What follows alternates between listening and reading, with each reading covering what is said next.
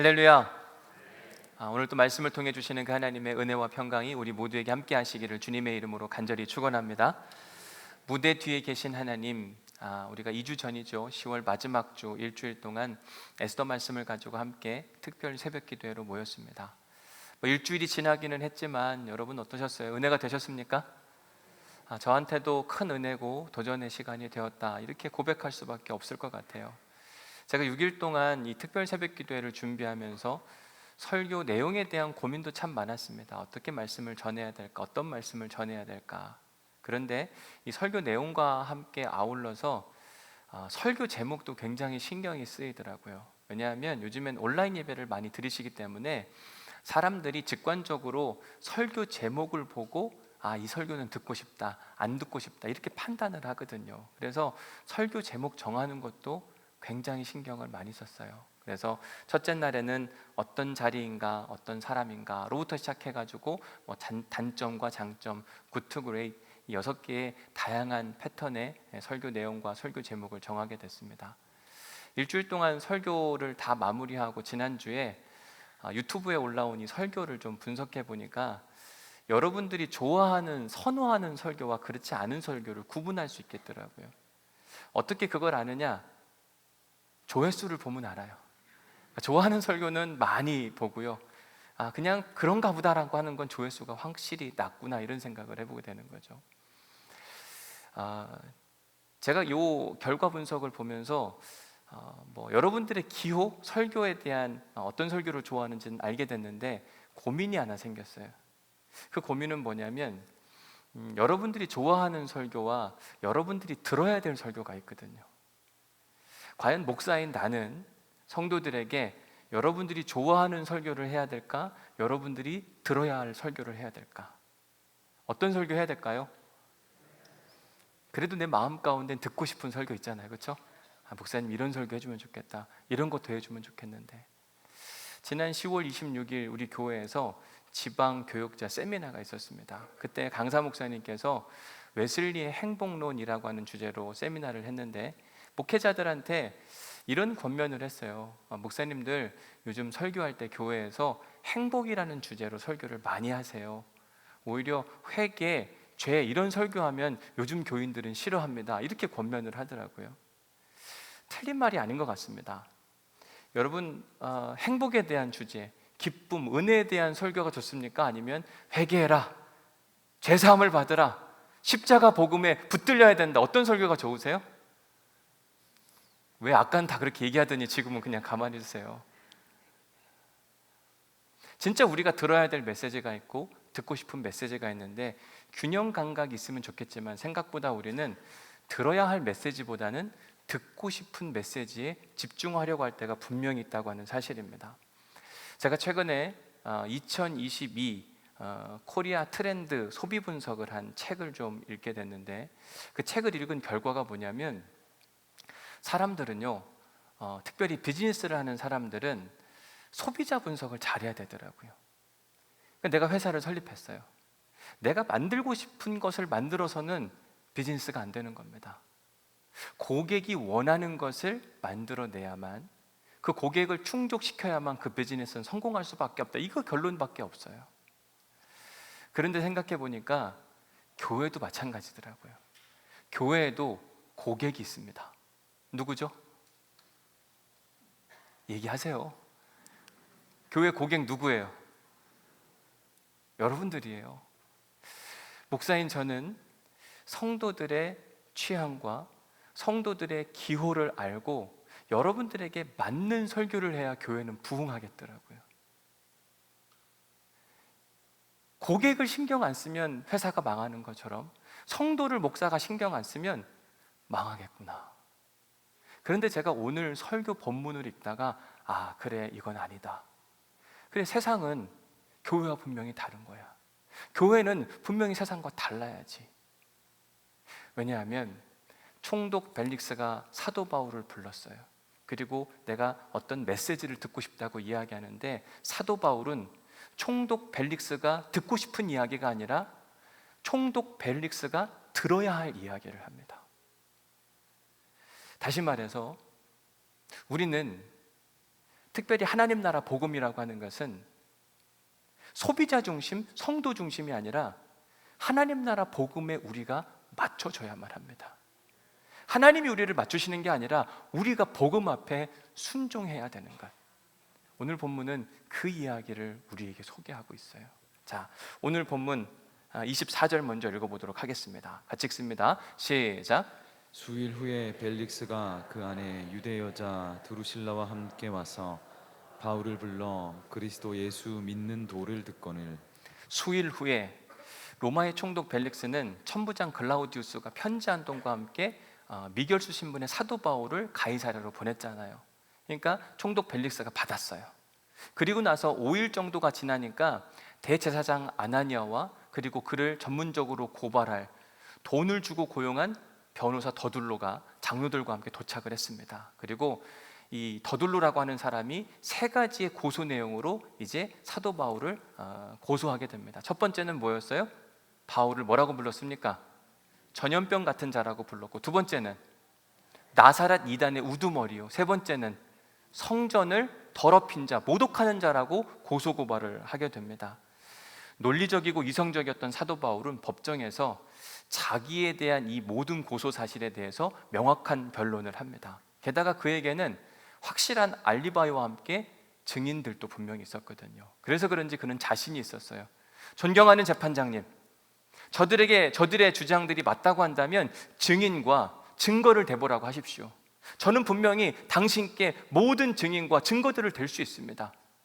당신은 탁월하신 재판장이니 이 일에 대해서 분명히 명확한 재판 결과를 내리실 수 있다고 저는 생각합니다. 아주 당당하게 이야기합니다.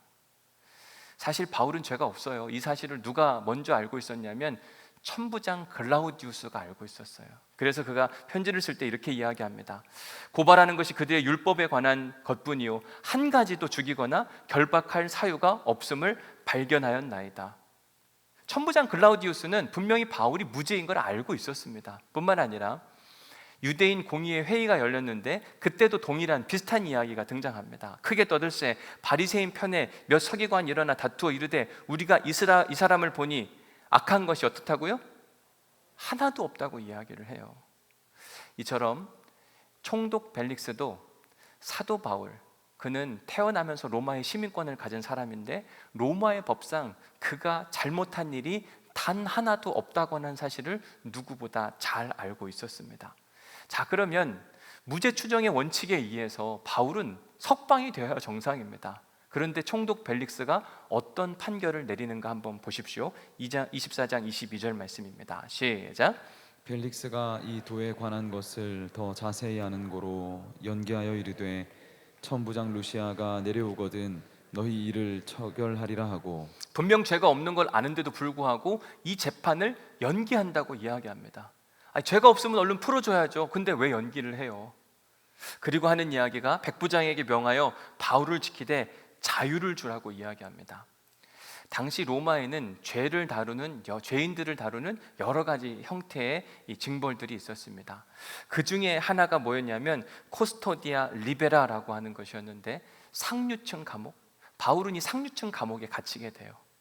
상류층 감옥이라고 하는 게 뭐냐? 감시하는 군인들이 분명히 있기는 해요. 그런데 자유로운 겁니다. 그래서 바울은 이 사도행전의 저자였던 의사 누가를 만날 수가 있었고, 그리고 당시에 가이사랴에 있던 빌립보, 그리고 빌립과 그의 가족들을 함께 친밀하게 교제할 수 있는 기회도 얻게 됩니다.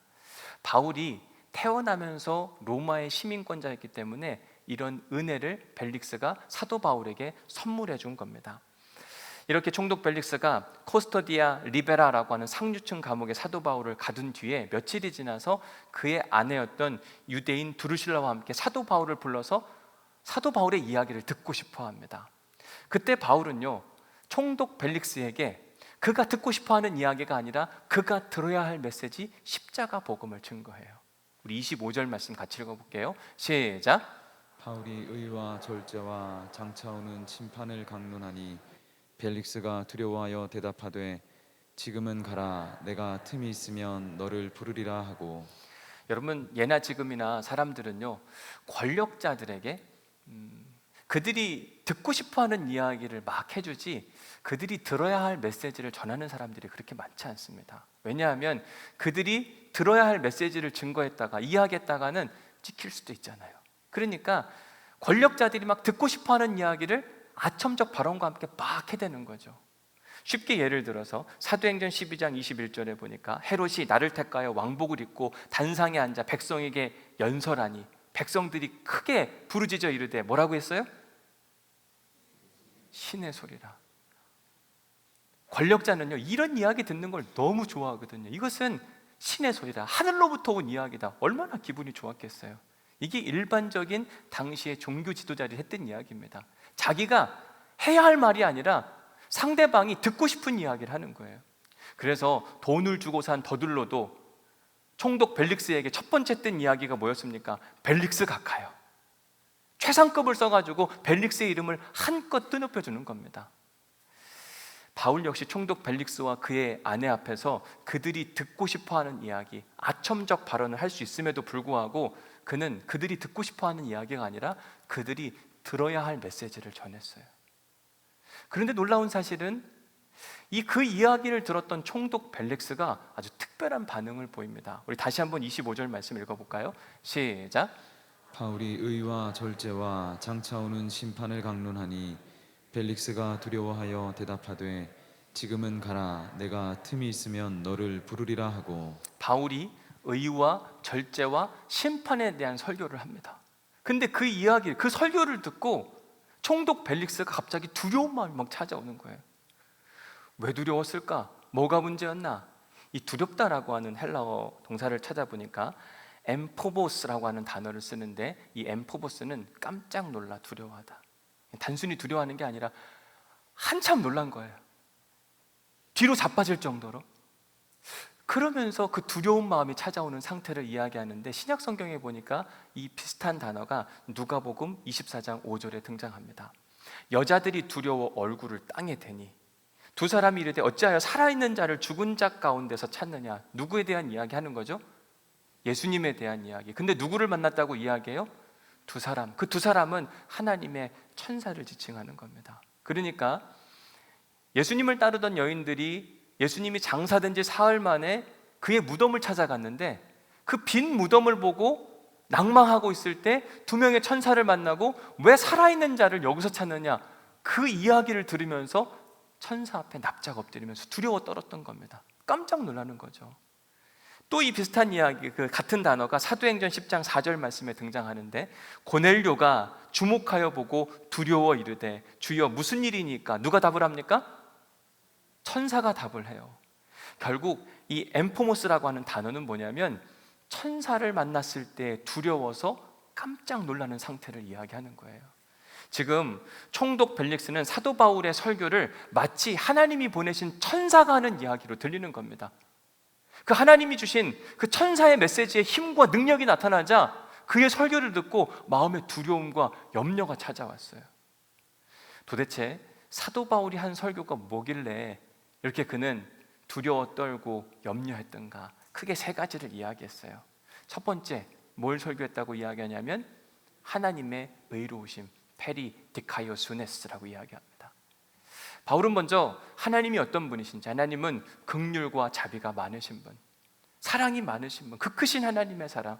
그런데 그 크신 하나님의 사랑은 그냥 사랑만 있는 게 아니라 공의와 정의가 함께 가는 겁니다. 그래서 하나님이 모든 걸 다 용납하기도 하시지만 자기 인생 가운데 탐욕과 이기적인 인생을 사는 사람들을 방관하거나 그냥 용납하시는 게 아니라 그런 사람들은 반드시 징계하신다. 그래서 우리 하나님의 사람들은 죄를 따라가는 사람들이 아니라 하나님의 의를 추구하고 살아가는 사람들이고, 이런 가장 좋은 모델이 되신 분이 누구시냐면 우리의 구원자 되신 예수 그리스도시다. 바울은 지금 총독 벨릭스에게 자기가 믿는 예수님에 대해 소개하고 있는 겁니다. 두 번째로 바울이 소개했던 건 뭐냐면 절제, 엔크라테이아스라는 단어예요. 이 단어의 뜻은 put aside, 어떤 걸 옆으로 베껴놓는, 치워놓는 겁니다. 자, 보십시오. 여기 물이 있는데 내가 지금 이 물을 먹으면 안 돼요. 절제라고 하는 건 뭐냐면 먹으면 안 되는 걸 여기에 계속 두면 유혹이잖아요. 옆으로 치워놓는 걸 절제라고 이야기를 하는 겁니다. 바울이 뭐라고 이야기하냐면 하나님의 사람들은 하나님을 두려워하는 마음 가운데 앵크라테이아스, 절제하는 인생을 살게 되는데 내 앞에 있는 이 욕망과 이기심을 옆으로 치워놓는다. 왜? 이 욕망과 이기심으로는 절대로 하나님 나라에 들어갈 수 없기 때문에.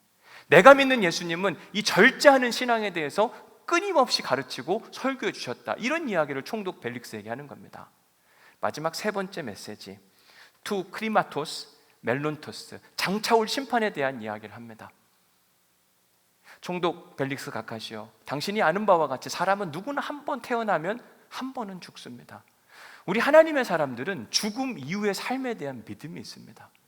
사람이 죽으면 반드시 하나님 앞에 심판대에 설 때가 있는데 그때 의로움을 추구하지 않고 절제하는 인생을 살지 않으면 우리는 하나님 나라 백성이 아니라 영원한 형벌에 처할 수밖에 없습니다 라고 메시지를 전하는 겁니다.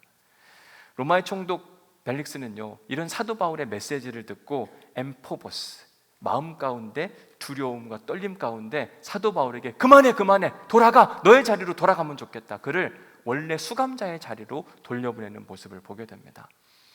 바울은 총독 벨릭스에게 그가 듣고 싶은 이야기가 아니라 그가 들어야 될 메시지, 의와 절제와 심판에 대한 이야기를 꺼내들자 하나님께서 그 위에 강력한 힘을 부어주셔서 비록 그가 죄수의 신분이었지만 자기의 이야기를 듣고 있던 총독 벨릭스의 마음을 마구 뒤흔들어 놨던 겁니다. 더 이상 듣고 싶지 않도록, 마치 그것이 하나님의 음성처럼 들려서 그 앞에 납작 엎드리는 상황. 그럼 왜 그렇게 총독 벨릭스가 이 말씀이 두려웠는가?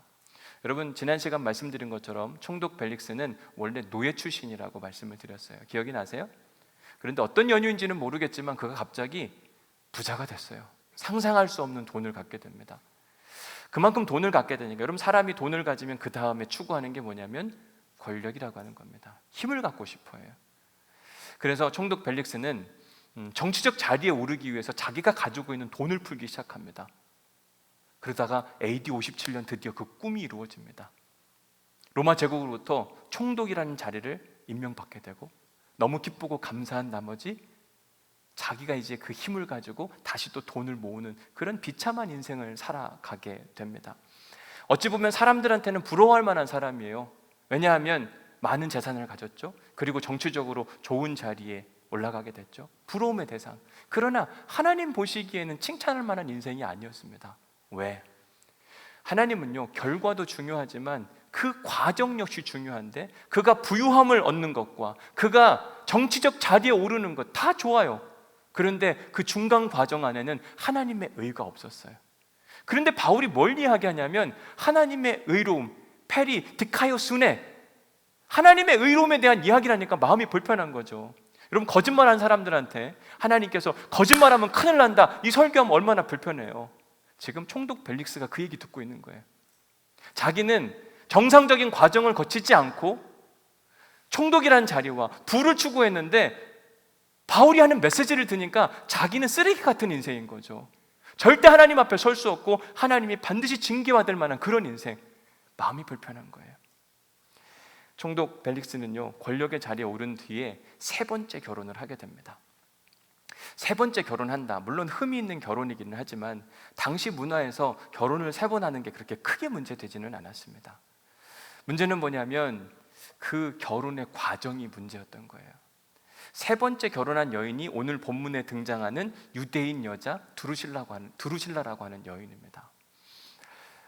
이 두루실라는 어떤 사람이냐면 헤롯 아그리파 1세 막내딸이었어요. 역사 기록에 보니까 그 여인을 이렇게 소개합니다. 두루실라는 매우 매력적이며 발랄한 미녀로 당시 유대 사회에서 유명한 인물이었다. 그러니까 모든 사람들이 다 그의 미모를 흠모하곤 했습니다. 자, 사람이 돈과 권력을 가졌습니다. 또 하나 갖고 싶은 게 뭐냐면 아름다운 미모를 가진 여인을 갖고 싶은 겁니다. 총독 벨릭스는요, 자기의 힘과 권력을 가지고 세 번째 결혼을 했어요. 세 번째 결혼하는 게 뭐가 문제냐? 문제가 없을 것 같은데 그 결혼은 문제가 있었어요. 왜냐하면 이 두루실라에게는 이미 남편이 있었거든요. 자기의 힘과 권력을 가지고 자기의 욕망, 아름다운 미모의 여인을 탐욕하고 싶은 그 마음을 절제하지 못하고 강탈한 겁니다. 근데 바울이 뭐라고 이야기하냐면 엔크라이테스, 자기 절제를 하지 못한 사람들은 하나님의 심판대 앞에서 영원한 형벌을 받게 될 것이라. 이 얘기를 듣는 총독 벨릭스, 마음이 너무 불편한 거죠. 더 이상 이야기를 듣고 싶지 않은 겁니다. 얼른 가, 내가 다음에 필요한 부를 테니까 빨리 가. 24절 말씀 한 번 더 읽어볼게요. 24절 시작. 절제와 장차오는 심판을 강론하니 벨릭스가 두려워하여 대답하되 지금은 가라, 내가 틈이 있으면 너를 부르리라 하고. 벨릭스가 왜 두려워했는지 이제 이해가 되시죠? 오늘 설교 제목에 보면 뭐라고 되어 있냐면 꼭 들어야 할 메시지. 저는 지난 특별 새벽 기도의 결과를 좀 분석해 보면서 여러분들이 좋아하는 설교가 뭔지를 알게 됐습니다. 아, 이런 내용의 설교 제목을 참 좋아하시는구나. 근데 오늘 설교 준비하는데 하나님께서 저에게 주시는 마음은, 박 목사, 성도들을 어디로 인도할래? 하나님 나라냐? 영원한 형벌이냐? 당연히 하나님 나라로 인도해야 되죠. 그러면 성도들이 듣고 싶어하는 메시지가 아니라 성도들이 들어야 할 메시지로 설교해라. 저는 그래서 오늘 2021년 추수감사주일 설교를 준비하면서 여러분들이 꼭 들어야 할 메시지를 가지고 이 자리에 섰습니다. 바라기는 오늘의 메시지가 여러분들의 가슴 안에, 그리고 여러분들 삶 안에 온전히 새겨지는 귀한 은혜가 있기를 주님의 이름으로 간절히 축원합니다. 우선 첫 번째로 사도 바울이 했던 설교, 페리 디카요 수네라고 하는 이야기로 여러분들에게 추수감사 메시지를 전하겠습니다. 우리가 믿는 하나님은 우리를 의롭다고 인정해 주셨어요. 그리고 그 의롭다고 인정을 받은 사람들이 결국은 하나님 나라에 들어갈 수 있습니다. 그런데 우리가 하나님께 의롭다고 인정받는 데 있어서 우리가 한 일은 아무것도 없어요. 오히려 우리는 여전히 죄인으로 살아갑니다. 하나님께서 나 같은 죄인 살리시기 위해 당신의 아들 예수 그리스도를 보내셨고, 그분의 십자가 보혈 사건이 우리를 구원하셨거든요. 그게 우리의 믿음의 고백입니다. 그러고 보면 우리의 구원 사건, 우리가 한 해를 좀 돌이켜보지만 사실은 우리가 당해야 될, 우리의 죄의 결과로 우리가 당해야 될 일이 있다면 수도 없이 많은 사건 사고들을 당해야만 해요. 그런데 하나님께서 지키시고 보호하니 지금 우리가 이 자리에 서 있는 겁니다. 하나님의 예배자로 있는 거예요. 이게 얼마나 감사한 일인지 몰라요. 하나님의 의로움과 하나님의 지켜주심과 보호하심을 믿고 깨닫는 사람의 특징, 우리가 해야 할 일이 있는데 그게 뭐냐면 감사를 표현해야 돼요. 우리는 하나님께 빚진 인생이란 고백을 참 많이 합니다. 내가 빚이 많았어요. 그런데 그 빚을 갚아주셨습니다. 나 같은 죄인이에요. 그런데 나 같은 죄인 위에 예수 그리스도를 보내셨고 그분의 보혈로 우리가 살아났어요. 여러분, 빚진 자가 빚을 갚아준 사람한테 해야 할 말이 있는데 그게 뭐냐면 고맙습니다. 감사합니다. 우리가 추수감사주일 한 해를 마무리하면서 하나님의 의로우심과 보호하심과 지켜주심에 대한 믿음의 고백과 함께 우리가 해야 할 일이 뭐냐면 고맙습니다. 감사합니다. 그 고백이 여러분들에게 있으십니까? 가슴 깊은 곳에서 나오는 그런 믿음의 고백이 온전히 살아있기를 주님의 이름으로 간절히 축원합니다.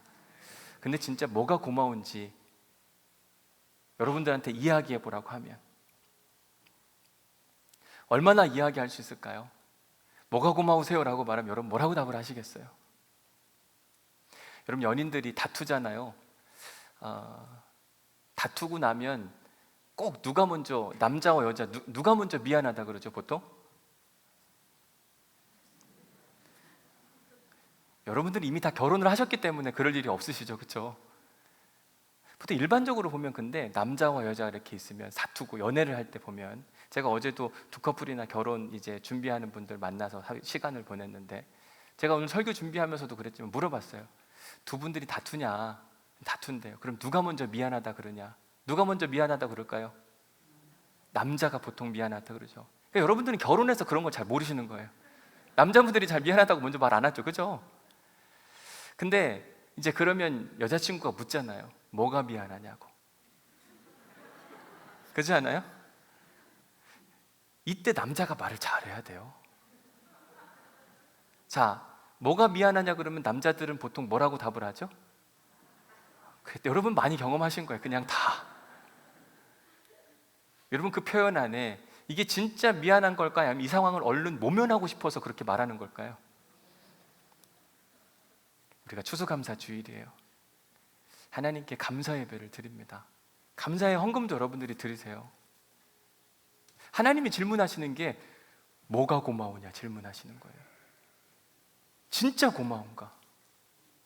어느 때 보면 그냥 1년에 한 번 지나가는 절기예요. 여러분 그래서 사실은 감사 제목을 꼭 적으셔야 돼요. 뭐가 고마운지.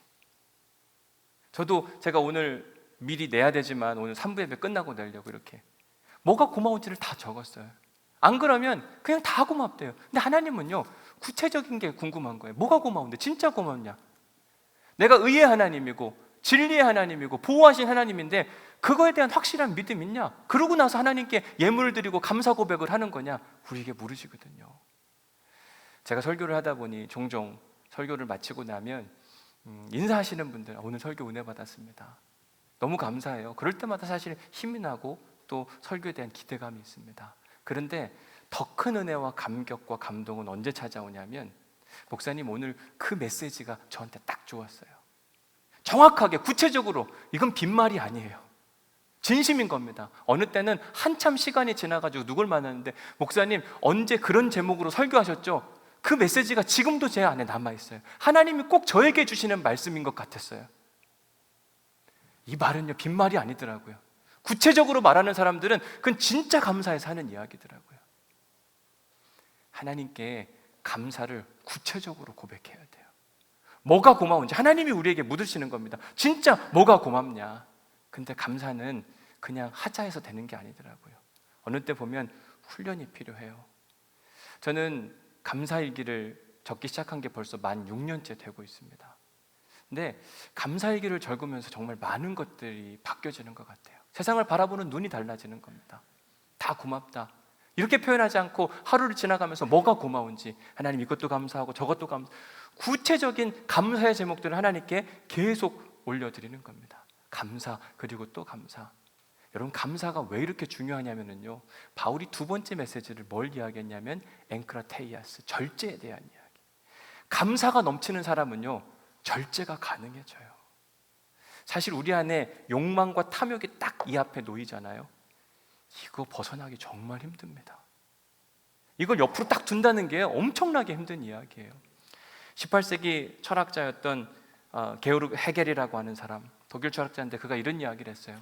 인간은 기본적으로 인정을 추구하는 존재이며 인정 욕구는 자연적 욕구만큼이나 강렬하고 중요하다. 사람들은요 다 인정받기를 원해요. 근데 인정받는 거의 기본 조건이 뭐냐면 내가 뭘 소유하고 있어야만 합니다. 실력을 소유하고 있든 돈을 소유하고 있든 권력을 소유하고 있든 미모를 소유하고 있든 뭐든지 소유하고 있어야 사람들이 우와 대단하다 멋지다. 그래서 소유욕을 버릴 수가 없는 겁니다. 그런데 우리가 그 소유욕에 사로잡혀 살다 보면 그 안에는 불평과 원망과 짜증, 감사가 없는 거예요. 오히려 감사하는 사람에게는 뭐가 있냐면 만족이라는 감정이 찾아와요.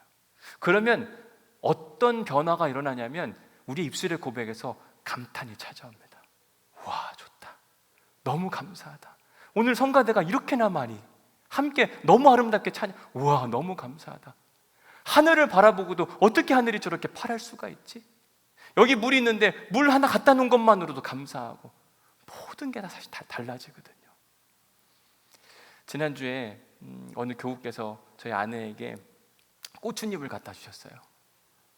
고추잎 뭔지 아시죠? 집에 갔더니 그거 가지고 뭔가 볶음하고 하더라고요. 전 너무 고마웠어요. 어려서 고추잎 먹고 자랐거든요. 따가지고 묻혀주신 엄마가 해줬던 그 맛 있잖아요. 여러분 제가 고추잎 받고 뭐 이런 걸 갖다 줬나 엄청 은혜 되겠죠, 그렇죠? 너무 고마웠어요. 뭘 받아서가 문제가 아니라 우리를 생각하는 마음으로 그 고추잎을 따는 그 마음 자체가 고마운 거예요. 소유욕이 강한 사람은 뭐 이런 걸 갖다 준 거야, 이것밖에 안 돼? 그런데 만족 있는 사람들은 모든 게 다 감사인 겁니다. 오늘 이 자리를 허락하신 하나님 감사, 우리가 만남도 감사, 성가대의 찬양도 감사, 다 감사할 수 있는 거예요. 크고 작든 무슨 일을 하든 이것도 감사하고 저것도 감사하고 그러고 나서 보면은요, 세상이 달라 보인다니까요. 사실 저는 어제 한 11시쯤 잠이 들었는데 어찌 하다 보니까 1시 반에 깼어요. 잠을 더 자야 되는데 잠이 안 옵니다. 하나님, 나 내일 설교해야 되는데 어떡하려고 그러셔요. 잠이 안 와요. 결국 2시 반에 일어나서 계속 민기적 거리다가 그걸 씻고 나왔어요. 어찌 보면 얼마나 짜증일 수 있어요. 하나님, 나는 잠을 더 소유하고 싶습니다 라고 말할 수 있는데, 반대로 보니까 여러분 3시부터 제가 지금까지 뭐 했겠어요? 계속 설교 준비하는 겁니다. 그러니까 추수감사주일에 설교를 더 많이 준비할 수 있게 하신 하나님의 감사의 눈이 막 뜨이고 나니까요, 모든 게 다 달라 보여요. 잠이야, 이따 밤에 또 잠 잘 자면 되죠. 이것도 감사, 저것도 감사. 사랑하는 성도 여러분, 우리 안에 감사의 삶이 끊임없이 차고 넘치는, 주님의 그 은혜가 차고 넘치는 그 순간들이 우리 모두에게 있기를 주님의 이름으로 간절히 축원합니다. 하나님의 의와 절제가 있으면 감사가 차고 넘치더라고요. 마지막 3번째로 우리가 새겨야 될 메시지, 투 크리마토스, 투 멜론토스. 장차 올 심판에 대한 이야기, 하나님 앞에 설 때 그 이야기를 하는 겁니다. 여러분, 우리는 신앙생활하면서 다 하나님 나라에 대한 꿈을 꿉니다. 그렇죠? 여러분도 하나님 나라 가고 싶으시죠? 어떻게 하나님 나라 가죠? 믿음으로 가요. 어떤 믿음? 예수 그리스도를 믿는 믿음. 근데 그 믿음이 진짜냐 가짜냐를 구분하는 방법을 마태복음 7장 21절에서 소개해요. 같이 읽어봅니다. 시작. 나더러 주여 주여 하는 자마다 다 천국에 들어갈 것이 아니요 다만 하늘에 계신 내 아버지의 뜻대로 행하는 자라야 들어가리라. 다 예수님을 믿는다고 이야기는 합니다. 그런데 진짜 믿음과 가짜 믿음을 구분하는 방법, 입술로만 주여 주여 하는 것이냐, 아니면 하나님 아버지의 뜻대로 행하는 것이냐. 예수님이 내 안에 계시고 내가 주님을 믿으면 우리의 삶 가운데는 주님의 뜻을 따르고 추구하고 싶은 마음이 반드시 생깁니다. 그러면 주님의 뜻이 뭐냐가 이제 나 궁금하잖아요. 데살로니가에 보니까 바울이 이렇게 이야기합니다. 우리가 잘 아는 말씀, 항상 기뻐하라, 쉬지 말고 기도하라, 그 다음에 범사에 감사하라. 이는 그리스도 예수 안에서 너희를 향하신 하나님의 뜻. 너희가 주여 주여 하는 자마다 하나님 나라 들어가는 것이 아니라 하나님 뜻대로 행하는 자. 뭐라고요? 항상 기뻐하고 쉬지 말고 기도하고 범사에 감사하는 인생을 사는, 그것이 하나님의 뜻인데 과연 우리 안에 범사에 감사가 일어나고 있는가? 그냥 감사가 아니에요. 모든 일에 다 감사라고 하나님께서 말씀하시는 겁니다. 과연 우리는 그런 감사가 우리 안에 차고 넘치고 있는가 점검해 봐야 돼요. 2021년 추수감사주일에 우리가 꼭 들어야 할 메시지, 그게 뭐냐면 하나님 나라 백성이 해야 할 일은 다른 게 아니라 감사입니다. 그것도 그냥 감사가 아니라 모든 일에 감사.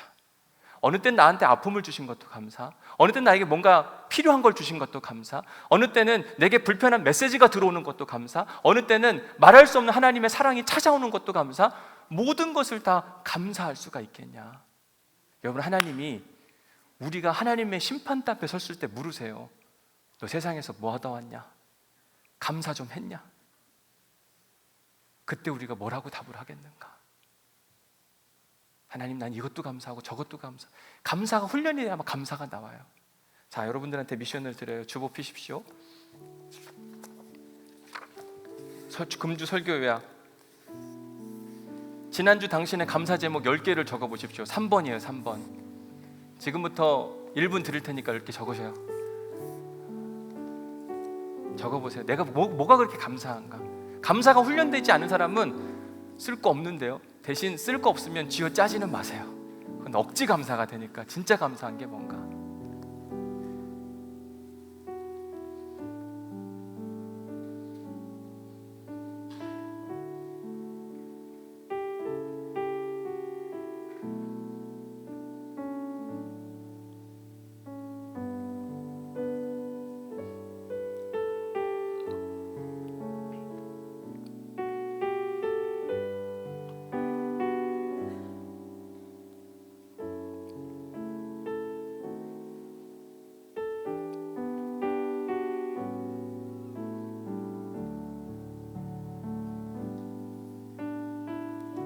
많이 적으셨어요?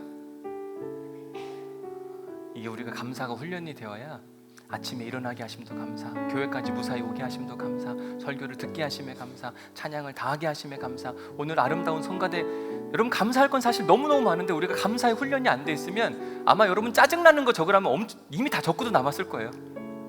이게 우리의 삶의 습관 때문에 그런 거예요. 감사, 또 감사. 여러분 적고 한번 나눠보세요. 가족들하고 세런들하고 나눠보시면 내 안에 감사의 수준이 얼마만큼 되어 있는가. 그리고 여러분들한테 한번 권면해드리고 싶은 건 교회 홈페이지에 가면 감사일기라는 단이 있어요. 저는 여러분들에게 홈페이지를 좀 잘 이용해 주시기를 부탁을 드리는 게, 여러분 전도하기 어렵잖아요. 사람들 만나기. 그런데 요즘 교회를 찾는 사람들, 하나님에 대한 그리움을 갖는 사람들은 항상 어디를 쳐다보냐면 홈페이지를 와서 봐요. 보십시오. 교회 안에 감사가 넘치는 교회, 그 교회 가고 싶을까요? 안 가고 싶을까요? 가고 싶어요. 교회 홈페이지에 가보면 감사 나눔란이 있어요. 그래서 여러분들한테 드리는 미션 중에 하나가 오늘 여러분들이 적은 메시지를 교회 홈페이지에 나누시고 일주일에 한 번이라도 한번 적어보시고 여러분 삶에 훈련을 하시면 정말 달라진다니까요. 제가 해본 결과를 얘기해 드리는 거예요. 제가 지난 6년 동안 웬만하면 안 빠지려고 애를 쓰는 겁니다. 감사일기, 또 감사. 그러고 나니까 모든 게 다 감사한 거예요. 바라보는 것 자체가 다 감사. 물론 제 안에 불평과 원망도 찾아옵니다. 안 찾아오는 게 아니에요. 그런데 감사 일기를 적다 보면 그걸 바꿔주신 하나님의 은혜가 있더라고요. 그러면 모든 게 다 달라 보여요. 가끔 저희 아내가 그런 이야기 합니다. 어떻게 그렇게 생각하냐고. 저도 잘 모르겠어요. 근데 주님이 바꿔주시는 거예요. 저는 여러분들이 그 주님의 은혜를 함께 누릴 수 있기를 주님의 이름으로 간절히 축복합니다.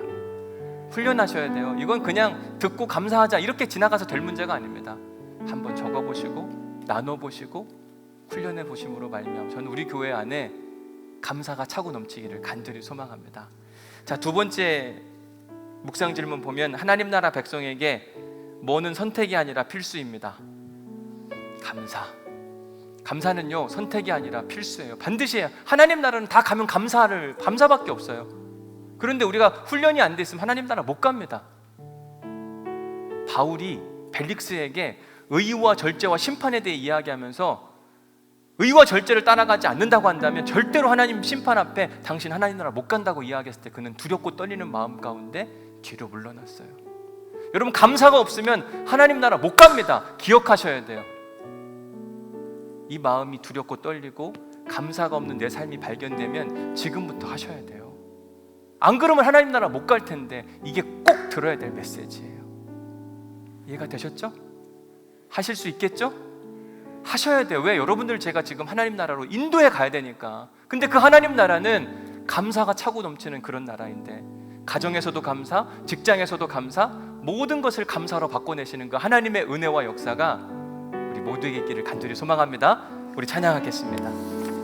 감사해요. 깨닫지 못했었는데 내가 얼마나 소중한 존재이고 내가 얼마나 사랑받는 존재인지 우리 하나님께 찬양으로 우리의 고백을 드리도록 하겠습니다. 감사해요. 깨닫지 못했었는데 내가 얼마나 소중한 존재라는 걸 태초부터 지금까지 하나님의 사랑은 항상 날 향하고 있었다는 걸 고마워요. 그 사랑을 가르쳐준 당신께 주께서 허락하신 당신께 그리스도의 사랑으로 더욱 섬기며 이제 나도 세상 우리 다 함께 자리에서 일어나셔서 우리 옆에 있는 사람 뒤에 있는 사람 축복하면서 당신은 사랑받기 위해 그리고 그 사랑 전하기 위해 주께서 택하시고 이 땅에 심으셨네. 또 하나의 열매를 바라시며 우리의 가슴에 손을 얹고 당신은 사랑받기 위해 그리고 그 사랑 전하기 위해 주께서 택하시고 이 땅에 심으셨네. 또 하나의 열매를 바라시며. 하나님 감사합니다. 우리가 주님 앞에 우리의 마음의 고백을 올려드립니다. 감사를 깨닫지 못했습니다. 나만 힘들고 나만 어려운 줄 알고 불평하고 원망했던 적도 많습니다. 하나님, 우리에게 감사가 살아날 수 있도록 인도하여 주옵소서. 하나님 나라 백성은 감사가 살아나야 된다고 말씀하셨는데, 하나님, 내 인생을 보니까 교회는 다니지만 하나님 나라 백성이 아닌 것 같아 안타깝습니다. 엠포버스, 주님, 우리 안에 두려움의 문제가 해결될 수 있도록 인도하여 주옵소서. 감사로 극복할 수 있도록 인도하여 주옵시고, 더 큰 감사가 우리 인생 가운데 찾아오는 은혜를 누릴 수 있도록 도우시고 축복하여 주옵소서. 하나님이 우리를 사랑하십니다. 가슴에 손을 얹고 내가 하나님께 얼마나 사랑받는지를 깨닫고 고백하는 당신의 귀한 사랑하는 자녀들 가운데 일주일 동안 더 큰 감사와 은혜가 차고 넘칠 수 있도록 도우시고 축복하여 주옵소서.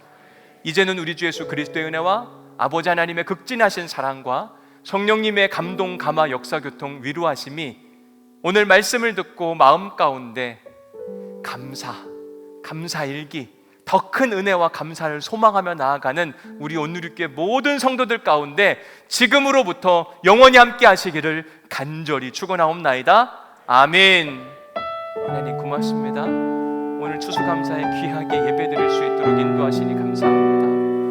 우리 성가대 많이 참석해서 함께 찬양으로 영광 돌리게 하시니 감사합니다. 누군가 섬겨주고 우리가 누가 은혜를 누릴 수 있도록 인도하시니 감사합니다.